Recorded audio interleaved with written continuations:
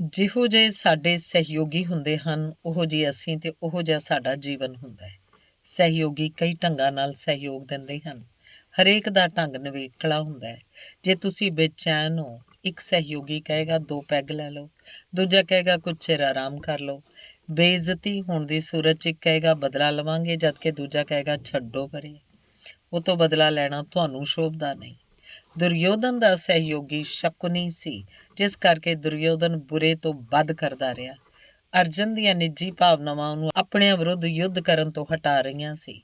ਉਹਨੂੰ ਇੱਕ ਸਹਿਯੋਗੀ ਦੀ ਲੋੜ ਸੀ। ਉਹਦਾ ਸਹਿਯੋਗੀ ਕ੍ਰਿਸ਼ਨ ਸੀ। ਕ੍ਰਿਸ਼ਨ ਨੇ ਅਰਜਨ ਦੀ ਤਿਲਕਦੀ ਜਾਂਦੀ ਮਹਾਨਤਾ ਮੁੜ ਖੜੀ ਕਰ ਦਿੱਤੀ। ਤੁਹਾਡਾ ਸਹਿਯੋਗੀ ਕੌਣ ਹੈ? ਉਸ ਨਾਲ ਸਮੱਸਿਆਵਾਂ ਹੱਲ ਹੋਣਗੀਆਂ ਜਾਂ ਮੁਸ਼ਕਿਲਾਂ ਮੁਸੀਬਤਾਂ ਬਣ ਜਾਣਗੀਆਂ? ਆਪਣਾ ਸਹਿਯੋਗੀ ਧਿਆਨ ਨਾਲ ਚੁਣੋ ਅਤੇ ਜਿਹਦੇ ਵੀ ਸਹਿਯੋਗੀ ਬਣੋ, ਉਹਨੂੰ ਸਹਿਯੋਗ ਦੇ ਨਾਲ ਨਾਲ ਦੂਰ ਦ੍ਰਿਸ਼ਟੀ ਵੀ ਦਿਓ। ਧੰਨਵਾਦ।